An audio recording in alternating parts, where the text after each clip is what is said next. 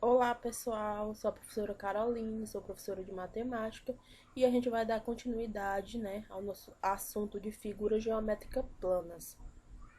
Dentre as figuras geométricas planas, a gente vai falar um pouco hoje sobre ângulos, posições entre duas retas em um plano. Mas o que são ângulos, Ângulo é uma medida expressa em um grau que é atribuível à região ou conjunto de pontos situados entre duas semirretas de mesma origem. Mas para que serve o ângulo, professora? O ângulo ele serve, em geral, para definir a abertura de duas semirretas que possuem uma origem em comum, chamada vértice do ângulo. Aí vocês me perguntam, mas qual a importância de se estudar sobre o ângulo? Qual a importância de se estudar ângulo, né? Dentre vários conceitos da geometria, o ângulo ele é um dos mais importantes, porque ele tem o alto grau de conexões internas e externas. Aqui eu dei um exemplo para vocês de um ângulo que se formou, no bico de uma asa delta, como vocês podem observar aqui em vermelho.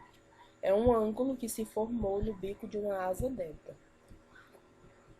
Aqui é outro exemplo que para vocês reparem, no ângulo. O ângulo ele se formou pela montanha e o mar, como vocês podem observar aqui em vermelho. O ângulo ele se formou entre a montanha e o mar. Definição de ângulo na geometria, Ângulo é a reunião de duas semirretas distintas que têm a mesma origem. Mas como representar um ângulo? O ângulo, como vocês podem ver, ele é representado por três letras. Aqui eu representei pela letra A, B e C. Nesse caso, a letra B, ela corresponde ao vértice. A letra A, ela corresponde ao ponto da semirreta, que é o ponto de origem. E o C, ele representa, corresponde ao ponto da semirreta, que é o lado da extremidade. Ângulos congruentes. Ângulos congruentes são aqueles que possuem a mesma abertura. Como vocês podem observar aqui a figura ao lado, a gente pode verificar que os ângulos AOB e CED, eles são congruentes, pois ele tem a mesma abertura, certo? Aqui, como vocês podem observar, eles são congruentes. Possivelmente até os ângulos deles também são iguais. Nas medidas de ângulos, a gente viu que os ângulos são formados por duas semirretas de mesma origem e distintas. Também vimos que os ângulos congruentes são aqueles que têm a mesma abertura. Mas para termos a certeza se os ângulos são congruentes ou não, precisamos medir. Ou seja, para termos a certeza que os ângulos eles são congruentes, a gente precisa medir a abertura deles. Medidas de ângulos. Observe na figura ao lado que o ângulo AOB ele é formado pelas semirretas A e B, certo? E ele foi dividido em quatro partes iguais. No ângulo OCD, que é esse ângulo da imagenzinha aqui abaixo, é uma das quatro partes do ângulo formado pela semirreta A e B. Ou seja, o ângulo ACOD, ele é uma das partes do ângulo AOB. Portanto, podemos dizer, nesse caso, que temos os ângulos nos quais AOB foi dividido, que são congruentes ao ângulo COD. Assim, AOB mede 4 vezes COD. A gente pode representar também dessa forma, que é medida AOB é igual a 4 vezes medida COD. A unidade de medida de ângulos. No exemplo dado anteriormente, COD é a unidade de medida do ângulo AOB, pois o tomamos como padrão de compreensão. Mas, para não haver confusão com cada um das unidades de medida diferentes, decidiu-se que a unidade de medida dos ângulos é o grau. A unidade de medida de ângulos é o grau, aqui nessa imagem vocês podem ver, que o grau ele corresponde de 1 a 180, né? Que esse ângulo ele é formado por duas semirretas A e B opostas, ou seja, A e B são opostas nessa semirreta. Medindo ângulos. Para medir ângulos em graus, utilizamos um transferidor. Usamos um instrumento chamado transferidor, que tem divisões de 0 a 180 graus. Como vocês estão vendo aqui na figura, ó, esse transferidor ele vai de 0 até 180. Representamos as medidas em grau com o exemplo do símbolo. Aqui, o símbolozinho, que é a bolinha. Que, no exemplo aqui, temos 35 graus. Como vocês podem observar aqui, ó, o número 35 graus. Como usar o transferidor? Para medir o ângulo dado, devemos posicionar o transferidor de forma que seu centro possa coincidir com a vértice do ângulo. Como vocês podem observar aqui, ó, a vértice do ângulo está posicionada ao transferidor. A semirreta OA deve passar pelo zero do transferidor. OA deve passar pelo zero do transferidor, aqui ó, embaixo, como vocês podem ver no vértice. Fazemos então a leitura da medida do ângulo, observando a marca do transferidor por onde passa a semirreta OB. Aqui, ó, OB, nesse caso aqui, ele passa por cima do 60 no transferidor, na escala do transferidor. E no caso da figura, né, o ângulo, ele vai medir 60 graus. E a classificação de ângulos. O ângulo nulo, né? O ângulo nulo, a medida dele é maior do que zero. O ângulo agudo, a medida dele, do ângulo agudo, é menor que 90 graus. O ângulo reto, né? O ângulo reto ele tem a medida igual a 90 graus. O ângulo obtuso, a medida do ângulo obtuso é maior que 90 graus. O ângulo de meia volta ou ângulo raso é o ângulo, né? A medida dele é igual a 180 graus. Vai de 0 graus até 180. E o ângulo de meia volta é um ângulo que ele mede 360 graus. Construção de um ângulo com um transferidor. Vamos desenhar um ângulo de 60 graus.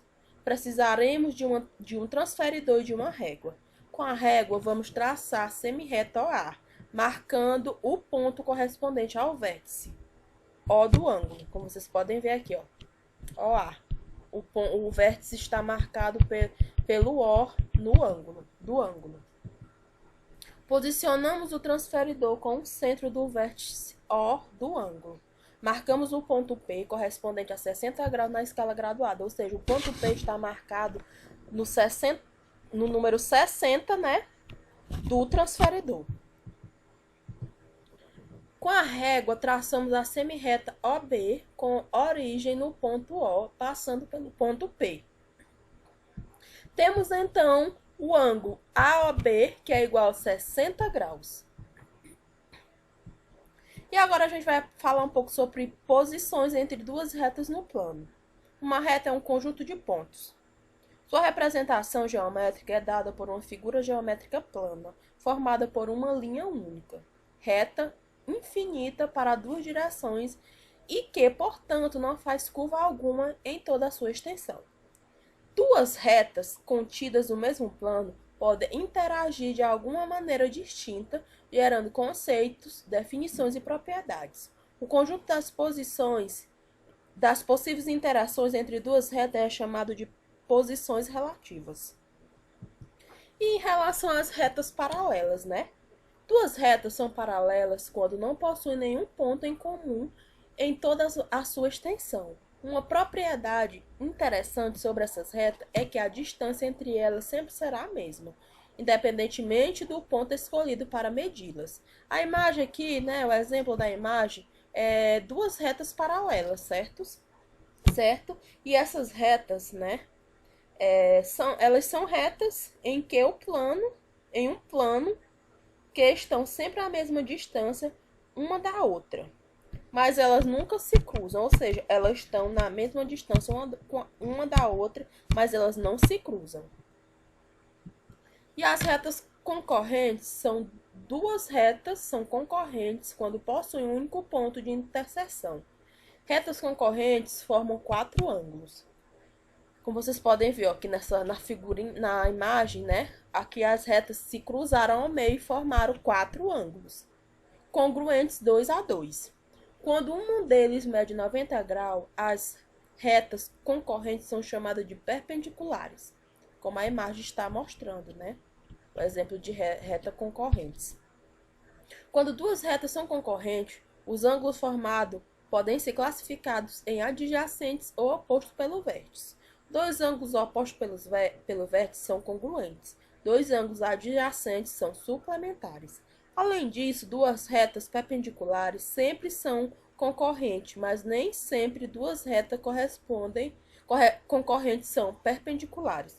Ou seja, as retas são concorrentes quando são duas retas distintas, que estão em um mesmo plano e possuem um único ponto em comum.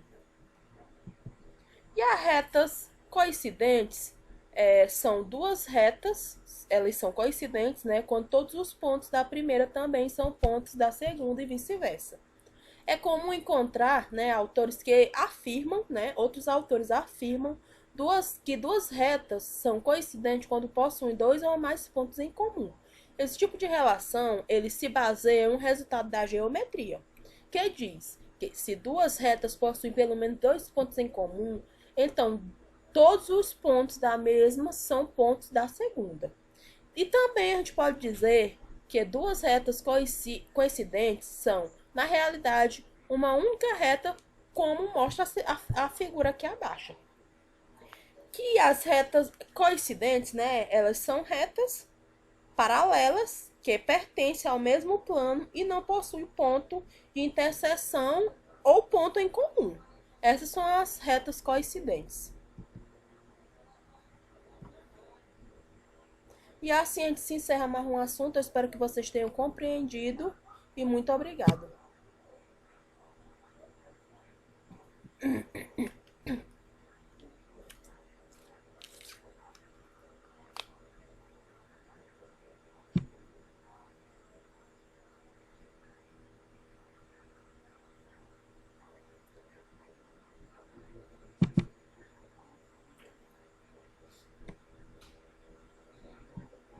Meu Deus, cadê o vídeo, meu Senhor? Cadê o vídeo, meu Deus? Pelo amor de Deus, Senhor. Ave Maria, meu Deus.